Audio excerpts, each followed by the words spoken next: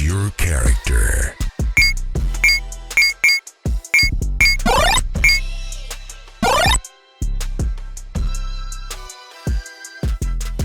All right. Welcome back to the Geekset podcast, only podcast that blend hip-hop culture and geek culture together. I'm your boy Deuces, and this is 101 with Deuces, the place where I speak with creators, curators, and people that you should know. And listen here, y'all already know how much I love the boys in Gen V universe. We talk about it on the podcast all the time. I've been championing it online. I've been blessed enough to be able to talk with Mother's Milk. I talked to Sister Sage, and now we have another cultural icon to the Black community, but also in Gen V, we have the one and only Sean Patrick Thomas, aka Polarity. Bro, how are you doing? I'm fantastic, man. How you doing, brother? Man, I am doing great, man. I am doing Good. great. Like I said, first and Good. foremost, before we start, my platform is all about giving people their flowers while they're here to smell it, right? And Okay. bro, your work as a Black American, as somebody who's Guyanese as well, Yes.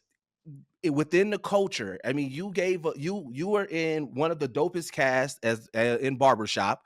You are Yeah. playing a Black hero in Gen V. You know, you gave us that hip hop blending merging with Save the Last Dance. You did important roles as like Till. You were in Reasonable Doubt, and I just want to say, man, from Geekset, from the blurred community, from the Black community, man, thank you so much for all your work that you are putting in the game, because we truly appreciate your acting skill set and just everything that you're putting out into this world with entertainment. Well, thank you so much, brother, man. I appreciate you, just giving me all that love because, this business is very, it's very tricky. It's Yeah. very, there's a lot of ups and downs, and I'm very grateful that I'm still here and still able to do what I do. So just to have you express all that to me and let me know that you see me and that you notice it and appreciate it from the bottom of my heart, man. Just I really thank you. Yeah, and it's funny because when you get to that point when you finally tell your story, right? Like whether it's a biography, a book, or whatever the case may be, I feel like your through line to your story is definitely Raising in the Sun, because it not only did play it in the in a theater, and then you was able to do it in film, but if you think Yeah. about the themes of Raising in the Sun, about the Mhm. American dream, but in the face of discrimination and everything, and knowing the history of entertainment, and then you playing characters like a superhero, Mm. and it's not stereotypical. You're really like kind of living that Raising in the Sun theme as your life as entertainment, because you're overcoming Uh, so much in entertainment and everything, and it's just really right. dope how it parallels that. Yeah, man. I mean, I guess it's an excellent point. I mean, what's even more ironic about that is that the first play I ever did in my life when I was in college at the University of Virginia was A Raisin in the Sun. That's the Yeah, first see?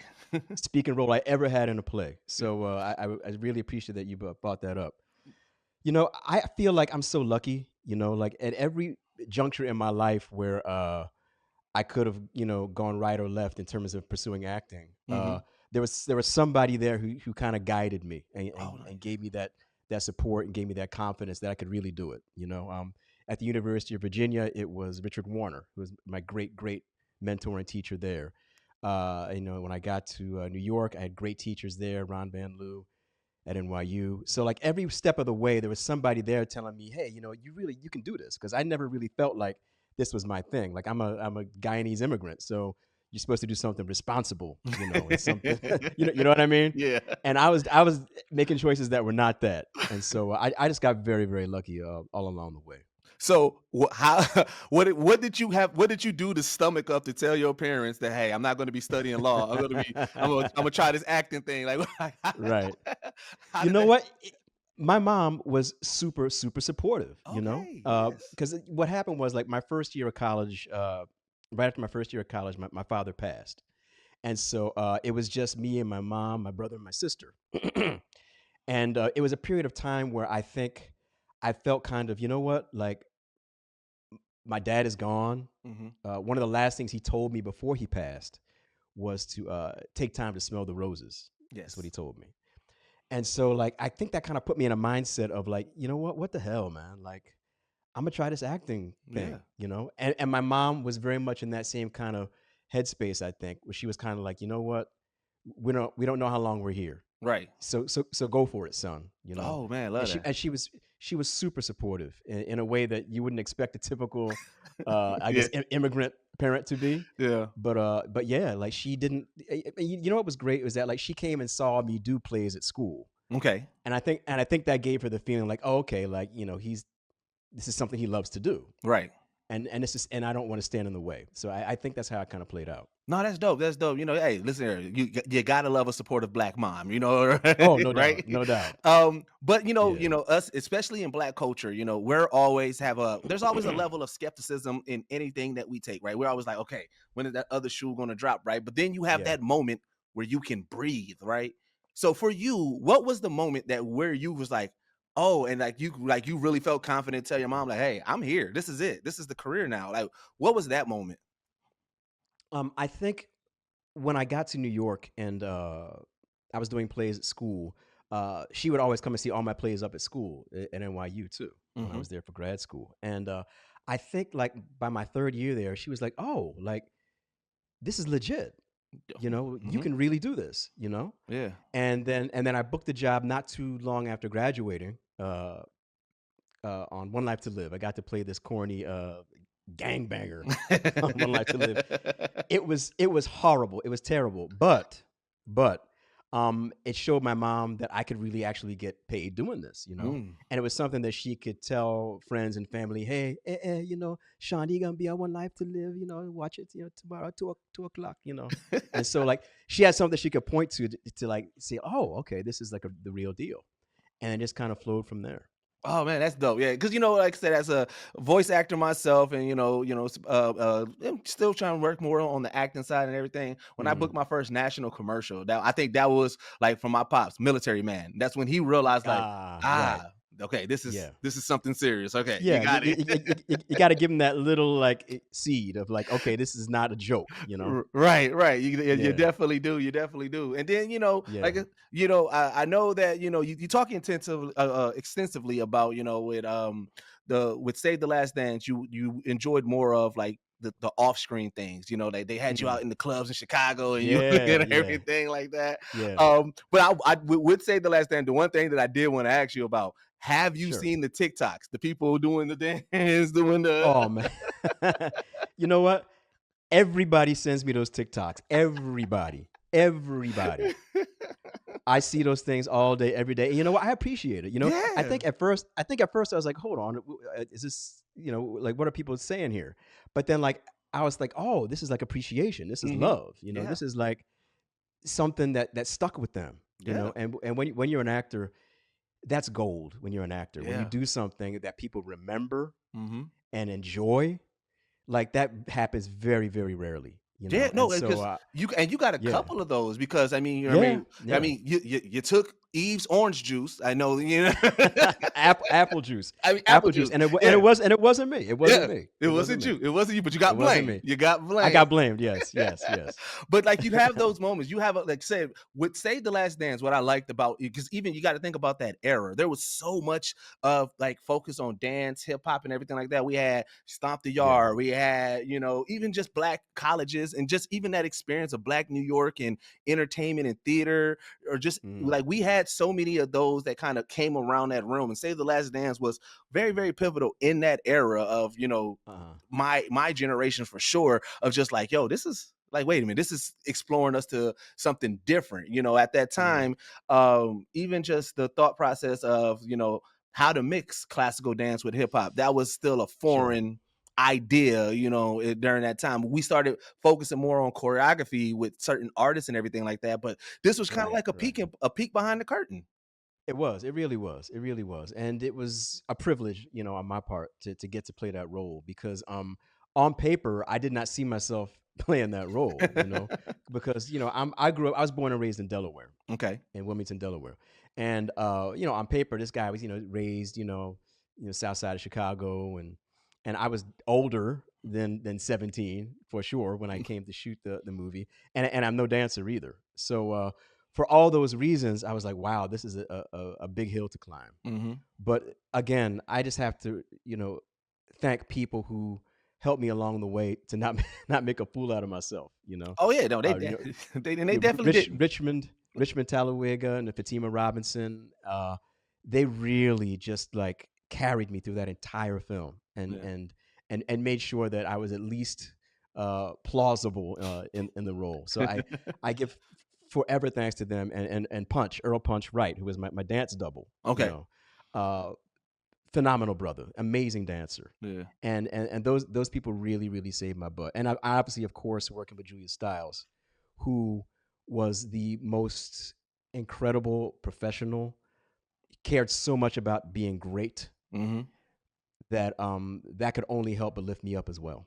Oh no, yeah, definitely. And I love the fact, when I do these interviews, the one thing that I really love when I'm speaking with actors, especially of your caliber, is how you guys remember the names of people that were Mm, involved, that was on screen and off screen, right? Because to mm, me, I'm a researcher. I'm a person that I like to deep dive. A lot of the times, I'm like, all right, who did that? And I'm like, let me look into that. Who wrote that part? I mean, and so uh, uh, I love the fact that, like, even with those, you can kind of go back and be like, okay, who helped out with the choreography? Who did the oh, costume design? And who did this? And it was like, I mm, love the mm. fact that you guys are able to remember those names in those pivotal moments.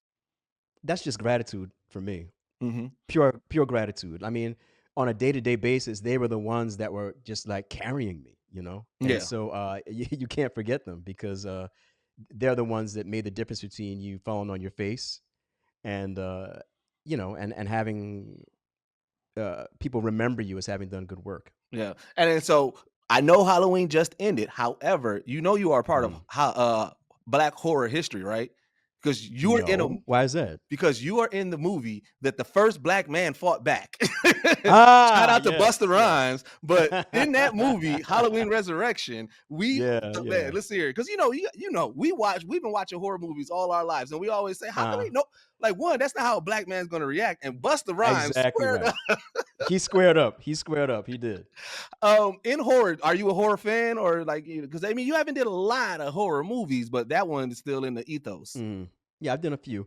I'm not a huge horror fan, to be honest with you, because like for me, it's hard for me to suspend my disbelief Hmm. because I always feel like okay, they're just kind of setting me up for the next time to say boo. Yeah. And so for me, I need a lot more than just like somebody coming out of the dark with a knife. Like I need a little bit more of that psychological intrigue going on to it for me to really get into it. Is much more my style. So kind of like the things that Jordan Peele is doing, or Oh yeah, yeah, like yeah, Get Out, like that's Get more Out. your Oh, speed. absolutely, man. No Yeah, doubt yeah. about it. Yeah, Oh man, yeah. you know what? Oh, now it made me think, because you and Jordan Peele will put together something amazing, I believe, bro. You know what? That brother, he looks at things from a totally different angle. Hmm. And anything that he's doing, I'd be down to do it. Oh Because man. like that's when I get excited when somebody's coming at me with something that I wasn't expecting for All right, we're sure. gonna put that in the ethos. We're gonna make it. We're gonna put Yes, that in the yes, air. yeah, But yeah, we're here specifically because you are part of Gen V in the boys universe as yeah, Polarity, and yeah. bro, this last season, this last season was so dope. So I want let's take it back, because I Let's always take it back. like to hear Let's people's, take it back. yeah, when you first got the role, or Hmm. got the audition for it and everything. Hmm. What was your first thought process going into this and knowing about the universe? Well, that's the thing. I didn't know about the universe. Oh. When I got the audition, I'd heard of the boys. I was aware of it. Hmm. I knew that it was popular and well loved, but I'd never seen it. And so I just auditioned with what I saw on the page, which was this father who was having this conflict with his son, you know. Oh. And that was what was on the page. And I knew that they were superheroes and that they had superpowers, but to me that was secondary Yeah. to the relationship, this father and son. And so that's all I played. I didn't know anything about the boys. Okay. And then after I did the audition, uh, months passed, and I didn't hear anything about Hmm. about the role or anything like that. But I did end up watching the boys a little bit, because I was curious after having done that audition, and I was hooked. The boys was just so incredible. It was so mind blowing. It was so like original.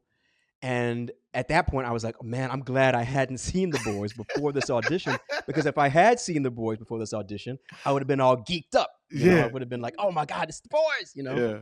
And so it actually helped me that I was unfamiliar you know. Oh man, that's dope. Yeah. And then what happened was, after those months passed, I got a call. Hey, they want you to read again for Gen V. Yeah. And by this time I had seen The Boys, you know. Right. So I calmed myself down and went and auditioned for it, and it all worked out. Oh man, that's dope. So, okay, when they give you the slides and they're just like, all right, you're just a father and son, and you're having this conversation, you're taking the straight edge. But then you watch The Boys and you like, whoa, wait a minute, this is not the superhero show that I thought. Right. And so Yeah, when you yeah. see something, when you see what the universe is, and then you're like, all right, do you want your character to have some extremes, or do you like, let me continue to play it like this? I guess, like, did you want to go full in? No, you know what? What was cool about it was that, like, once I was aware of what The Boys is and what that whole world is, Yeah. when you really think about it, when you really try and play the truth of the scene, it's the exact same thing. It's really about the relationships. It's Yeah. really about Mhm. this father and this son, and how do they bridge the gap between them. And that's Yeah. really what it's about. So what I originally played at my first audition really isn't really any different after I found out about The Boys. For Okay. me, it was just about, like, not getting so excited because now I knew Yeah. what I was getting into. You know, Mhm. that's really the only difference, is just keeping my own emotions in check Mhm. and playing the scene for what it is and play the relationships. Yeah, and shout out to you and Chance, man. Rest in peace to him. But Yes. you guys definitely, like, you guys really killed the father dynamic role, father son dynamic role in there, like, Mm, because it really felt like, the father who was the hero, who was like, all right, I really want to usher you into this because I can see the benefit of this in regards to that. But yeah. you also, there's a little bit going on, but you feel confident enough that you can protect them in this and everything. And I feel like, Mm, and then you had Chance being kind of a rebellion and everything, and yeah. then his character, and it was just like, it was a real great dynamic. I was able to see pretty much like how my interaction with my dad, because like, you played a great black dad. Like, there's so many moments that it's like, oh, that's a black dad right there. Well, I had a good, strong black dad, and like to think that I'm a good, strong black dad myself in real life. I Yeah, have I no. have two kids, and I have a son, Luke. He's Mhm. 15. I have a daughter, Lola. She's 17. And I pride myself on my dad energy for sure. Yeah, no, absolutely, absolutely. And so, one of the things, because like I said, I love the Gen V cast so much, and I love that storyline so much, right? And then when the Mm, unfortunate accident happened with Chance, I was like, dang, yeah. man, he played such a big part into that season. And then I'm like, I kind of know what the Gen V universe is. I don't want them to stray away from the character and what the themes and how the show is, but Mm, I hope that they do it tastefully and in a great way. And mm, personally, I believe that they did it excellent. The way that they, played that on screen, and you still feel the emotion from the cast, which, that it was, mm, yes, it's the character's emotion, but you can really feel how that impact on there. yeah, Going yeah. into that season, how did you mentally prepare for just even dealing with that and having to have that through line within the story? Um, it was tough to have, like, some overarching, strategy to it. I guess my biggest feeling was, Chance is so unique. He's so incredible. He's Hmm. so talented. Um, I have to do everything in my power to make sure that the weight and the impact of his loss, of his absence, is felt in Yeah, everything that I do, yeah, in every scene that I do, every moment that I'm on camera. Um, I have to make sure that the the the gravity of his loss is felt. yeah. That was really the biggest thing for me, and not just his character Andre, but Chance, the Yes. young man, Chance the Hmm. young man. Yeah. Uh, he was just irreplaceable. Yeah, and like I said, like I said, I believe that the show did it masterfully. I feel like you guys paid, perfect homage to his character, Thank you. and him as a person, and like I said, everybody, including, on that set, with that team, you guys did an amazing job with that. The one thing that I absolutely love about the culture is that it's still embedded in Black culture. White geeks still rock Dunks or Jordans, and they also talk about Batman versus Superman. Batman and versus Superman is literally Brown versus Jordan. Dragon Ball Z, that, like, my whole trajectory in life changed. Don't nobody talk to me. My shit is on. We just finna experience it. It look like it's gonna be real deep.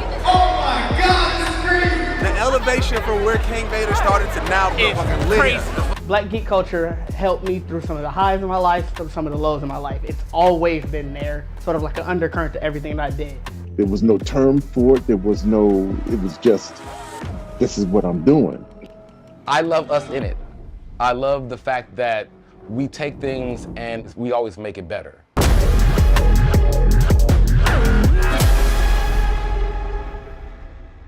Now with the development of the show and everything like that, so Polarity gets a more bigger role in it because now you guys got like this Scooby-Doo mystery thing with Godolkin and Scooby-Doo, right? Because it's like, okay, who done it? You got to get that mask off of him. You don't know who Cypher is, and bro, as a geek, as a nerd, a black nerd over here, we had our theories and everything like that.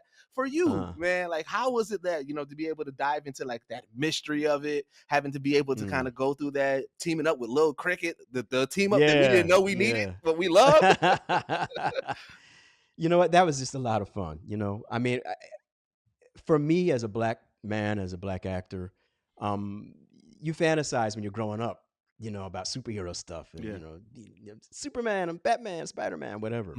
And when you're black, you always kind of felt like the black superhero was kind of sidelined or secondary or a sidekick or an afterthought, and to step into this season and to be able to move beyond that, where like, the black superhero is actually a key part of telling this story, an essential element of getting answers, I was very proud of that and very excited about that. And then on top of that, getting to work with Lizzie Broadway, who plays Emma, Little Cricket. Well, she's just so inventive and so much fun to work with, and she brings so much different, energies and colors and line readings and surprises all the time. That it was a real pleasure to work with her. No, yeah, it was great. It definitely looked like you guys was having a whole lot of fun on there. Yeah. And again, like just like the way that they did your character, taking your character from depressed, willing to give up to becoming pretty much the savior of the season and everything. Like I thought that was really dope. And to me, okay, so I love comic book stuff, right? And I love the X-Men, right? And I don't know if this was intentional or not, but I like the flip of the ones in charge. Like you think about Magneto and Professor X. Magneto is the person who moves things with his mind. He's the good guy. Right. I mean, I was on Professor X, the person bad who guy. and Magneto's the bad guy in magnetism. Right. But you guys flipped it. Polarity is now the one who has the children of the future that is, with the Gen V, and then you have Cypher / Godolkin, who is the one that is really nefarious. And I thought that was really, really a dope contrast of showing how like these powers can be good or these powers can be bad. It just really depends on the wielder, the user. Yeah, absolutely. And you just nailed it. Like the idea of having superpowers is that it really just amplifies who or what you really are. So if you have some flaw or some hole in your soul, the superpowers amplify that. If you have some type of part of you that's better than you have been, and there's some potential for you, the superpowers amplify that too, and so that's a very cool dynamic, and you just touched on that. And on top of that, episode to episode, I did not know how that was going to play out. Like I didn't know up until like a couple weeks before we shot that Polarity was going to have all these leveling up as okay. I didn't know. I'm just like the audience. I'm reading the scripts, waiting to see what's going to happen next myself, And so the whole Professor X Magneto thing, I don't really have a sense of that at all while we were doing it. Okay. Not remotely. And so I only got a real sense of that after it was all over and I'd actually seen the show. So that's maybe, just a couple of months ago. Oh man, that's dope. I like that because it now allows you to just really live in the character, right? Not always Exactly thinking right. about the next step, the next scene, how this like Yeah, you yeah. can just give your best performance as Polarity, as this Yep. character, and then it works in so well because you trust your team, you trust that cast, you trust how it's going to Yeah. be, cut Yeah. on there. And they Mhm. said they did it so perfectly. And you know what? Again, going back to that black dad moment at the end when it was like when he was like, all right, y'all gotta go. And they was like, no, we're gonna stick around. He's like, oh, hey, listen here, y'all got to go, man. What are y'all talking about? That was such like that was one of those ones like, if you know, you know. You didn't have to Uh-huh. say much else. It was just like, all right, that's a Yeah. black dad putting his foot down, saying, Black hey, dads, don't be in black that toilet. dads. Hey, you know what? If I could be remembered as like one of those black dads, that would just be a cherry on top of the cake for me. Like, James Evans and you know that whole Mhm. uh tradition. I'm down for that, Yeah, because Absolutely. if you think about it this way, right, and it's kind of like the silver lining is that yes, Polarity may have lost his son, but he literally gained a group of children that is Yes, now he did. his that he helps and oversees and look and things like that he Yeah. wants to protect. No doubt. No doubt. I mean, I think he sees these helping these kids as like his way of redeeming himself. Mm-hmm. Honestly, he feels like, what, I dropped the ball with my own son. Mm-hmm. My son is dead largely because of actions that I took, you know, Right. and if I do nothing else, I have to spend the rest of my life making that up to him and protecting these children from the same forces that took my own son. Yeah, no, absolutely. So a couple of questions that I always like to ask characters, specifically black characters for sure, because Mhm. music plays a big part in black culture and black people and everything like that, right? And we Mhm. play music for a lot of things. We cleaning up, we playing music. We working out, we playing music. So I want to know, what music does Polarity listen to get his day started? Oh, that would have to be Eric B. and Rakim, no doubt about it. That's his Hey, thing. that's a That's solid. his thing. Yeah, yeah. I mean, he's from that era. Like that would be his style. Mhm. Eric B. and Rakim, Public Enemy, KRS-One. That whole vibe, that whole era. Big Daddy Kane. Oh, okay. Yeah, yeah. Yeah, Yeah, no, absolutely. Polarity got some bangers that he's listening to to Yeah, get his yeah, day yeah. started. Quick, if you can answer this question for us, and I know that I don't know, you might know or not, but it was a theory Okay. that we had that in that moment where Black Noir was kind of questioning Polarity, it kind of seemed like two things. One, Black Noir was a big fan of Polarity, but it also seemed like Uh-huh. Polarity and Black Noir had met before and everything like Uh-huh. that, because he had that moment where he was like, wait, so you can talk now? Is Uh-huh. Uh-huh. on the paper, was there a history between Black Noir and Polarity? I mean, the way I took it, they had never met. That's Okay. the way I took it. Because Noir is so excited to have met him, and Yeah. Noir like taking selfies with him and all that stuff. To me, that suggests that they never really met, Oh, and that okay. the Noir was just a fan of Polarity and like his old movies, like this one right here, like Area 50, like that movie right there. Yeah. So I think that Noir really is just a fan, Ah, okay. and Polarity is like, oh Jesus, this guy, he won't shut up. You know, Did you get to put the suit on? I've never worn the suit. I've never worn the suit. Oh man. I've never worn the suit because that's Polarity when he was like in his prime, when he True, was a true, young, true. commodity, doing the movies and concerts and all that stuff. And he's retired from the suit, and now he's like an elder statesman. I just want to let you know, we're getting into con season, and like Oh, I I said, know, I we know. had a couple of scenes where we was able to see the suit in full. So I am Uh, predicting that you're going to see some Polarity cosplays at some point. hey man, I would love that, and I want to wear the suit myself. Like season 3, like I want a suit. I Oh, want a we suit. got to get you in the I'm just suit. I'm just putting that out there, writers. We I mean, got to get you into the suit. I want the suit. Okay, let's do it. I can still fit it. Same Yeah. measurements.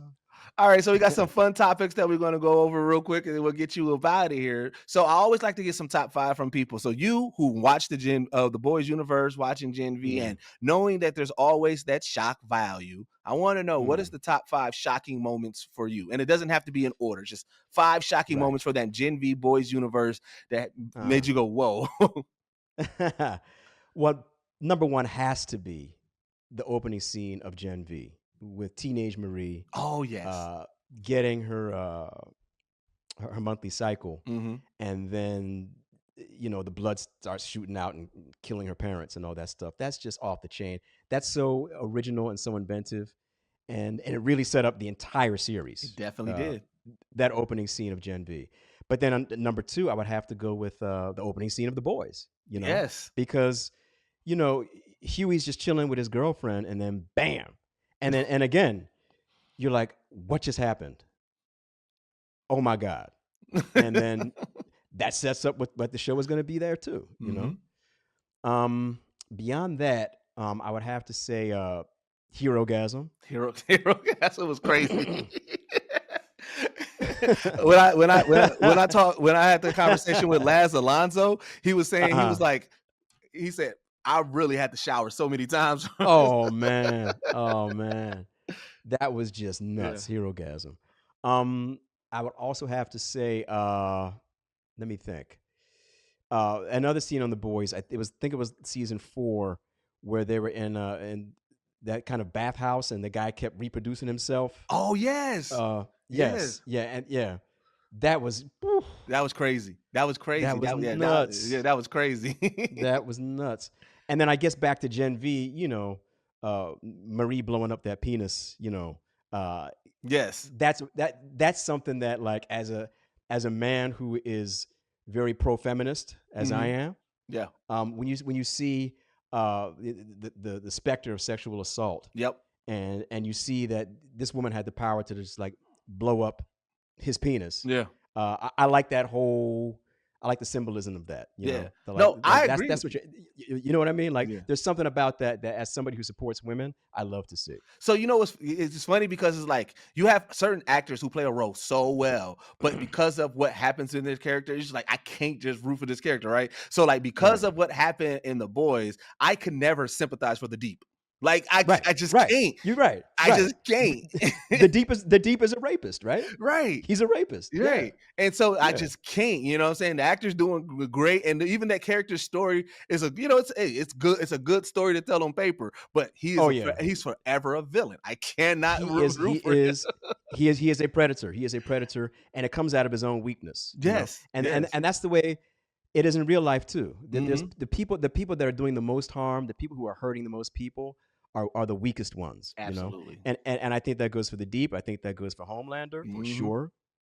So that's how it works. And I'm glad that you and I see it the same way. Yeah. That the Deep is not somebody to be admired. Right. So now I this is what I've been asking all Gen V Boys Universe people, because we're always now the big topic, the big debate. Superman versus Homelander. Who do you got coming out? Superman versus Homelander. I think it would have to be Superman. I mean, you know what? That is a tough one because Homelander does not have a known weakness other than breast milk, as far as I know, right? Yeah. Well, Superman, obviously, is kryptonite. Yeah. So if we can keep the kryptonite out of the mix, easily Superman. Yeah. So because when I talked with Susan Hayward, she was saying that her only concern though is that Superman also has a moral compass, but Homelander does not, and that's the unexpected. Like, we don't know. But we see. Let's say depending on which storyline you're seeing, like I said, Superman, he straight lobotomized people out here. So The thing is, but that's the thing about a fight is that in a fight, the crazier one has the advantage, generally speaking. And so I guess maybe that would be Homelander. Yeah. But I've also seen in comics and in the movies as well, if you piss Superman off enough, he's got you. You can't beat him. If you piss Superman off, it's over. Yeah. No, definitely. I meant to ask this real quick. Just go back to this real quick. When you were preparing for Polarity, was there any like muse or anybody that you like, any character or anything that you used to kind of play off of? Not really. I mean, the writers really are just brilliant, and everything that I needed was on the page. Really. Oh, okay. So like, I didn't really need to kind of like look beyond the situations and the dialogue that they gave me. But I would say overall, my muse for everything at all times is Sidney Poitier. Oh, no doubt about it. That is a great muse. Yeah. So just that sense of groundedness and that sense of Black manhood, Yeah. you know. He's the gold standard. He's the icon. He's the muse forever and for always for me. Oh, hey, that's dope. I can, and you know what, I can definitely see it in the roles that you take. You know, as I said, you know, especially in the important roles like in Till. You know, because like that is one of those roles. It was like, oh my god, like wait a minute, like you know, saying you really get to flex in those period pieces. And I think that you, like you said, I feel like you really, that whole movie in general just really kind of, you know, the heaviness of that movie, and then you know you being able to portray Gene Mobley as, you know, as the father figure to Till. I just thought that that was pretty dope. I appreciate that, man. Thank you. Yeah, I mean, yeah. we did our best. Every single day on that movie, there was a kind of solemnness and eerie respect for Emmett, for his mother, and what they went through. Every single day, the energy on set was very, very all about honoring his sacrifice. Yeah. Yeah. All of it. Yeah, no, and like I said, it definitely came through on screen with that in regards to that. Okay, so last two questions in there. So you know, right now we're in a world dealing with multiverses. Everybody has a multiverse. Right. In the Sean Patrick Thomas multiverse, if you had to put a buddy cop with two characters that you played, which two characters would be in your buddy cop movie? A buddy cop movie. Well, one has to be Polarity, you Yep. know, because like he's got crime fighting skills. Buddy cop, Polarity, and I think I gotta go with Jimmy James from Barbershop. Oh, yeah. Polarity and Jimmy James, because I think they're both smart, and I think that they would be entertaining to watch together, because Yeah. Polarity's kind of serious, and Jimmy James, you know, is kind of, you know, off the chain a little bit. Well, that's how you got to have a straight man, Yeah, and you got to have a you're wild right. card. Yeah. So I think the conflict between those two, the contrast, would be very funny to watch. What do you remember about that cast, that Barbershop cast, man? That was such a great Black excellence all through and through. It was. I'm so grateful to have been a part of that, because that's another thing that I was in that everybody seems to remember, and I'm so grateful for that. It was so much. All we did was laugh. Like when the cameras were not rolling, we were still laughing all day, every day. Cedric the Entertainer had us in stitches. He would try something different every take, and he's such a brilliant comedian and a wonderful person. But he had me laughing the whole time. Just brilliant. And we all enjoyed each other's company. I think we all played off each other well. Absolutely. We just had a great time. Yeah, if you guys captured that barbershop feel for real, like, you know, if you were a Black person in America and you've been to an American barbershop, Black barbershop, that was a great portrayal. All right, so we have this last thing that we call Geekset hypotheticals. Okay. Zombie apocalypse, alien apocalypse, robot apocalypse. Which one do you believe you would be able to survive the longest in? Zombie, robot, or what was the other one? Alien. I think I could survive an alien apocalypse the best. Oh, okay. Zombies, like, I feel like it would just never end, you know? Like, you could never, ever, ever, ever, ever chill. You right? can never chill. You can never chill with a zombie apocalypse. Yep. And robots, you can't really reason with a robot, you know? But I feel like with an alien, like, as long as I'm chill, and as long as I lay back and like, hey, I'm cool. We can be cool.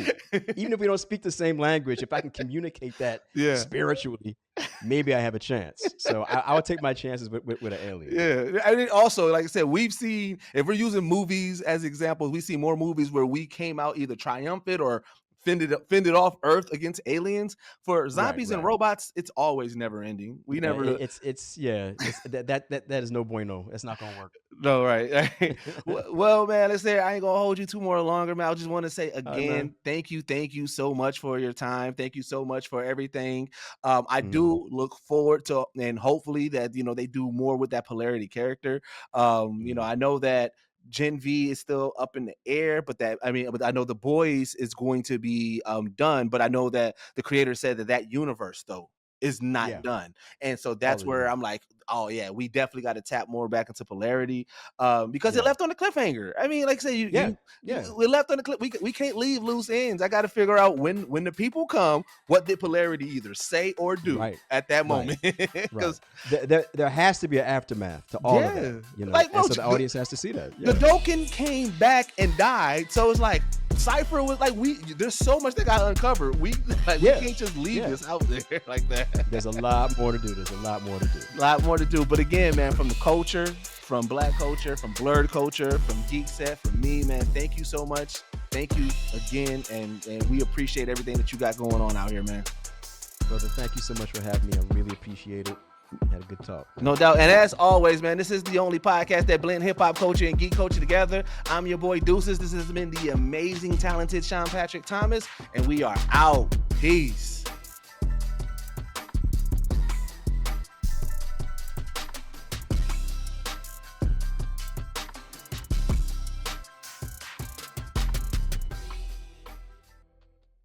I mean, what the fuck we talking about here? Fridays, we are talking a brand new show, bringing you hilarious commentary about Black characters. Like Goofy and the whole gang, we all know that Black. They been niggas. You know what I'm saying? P Black.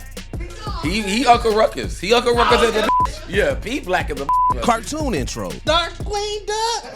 Oh, nobody gonna join in? I hate all y'all niggas. You gotta have real niggas around. Anime drip. Throw me in JoJo's Bizarre Adventure. What I'm talking about? I want to be able to have my pose. Just I want to throw it in there. Game nights. I feel like Twister is gonna get people in some positions that they don't need to be on. That's an HR nightmare. It's a lawsuit waiting to happen. Video games. It would have to be a 2K. Hey, sometimes 2K be cheating, man. And more. Brought to you by Geekset, featuring Deuce, Bacardi, Didge, and Trippy, and King. Tune in Fridays only on YouTube. I mean, what the fuck we talking about here?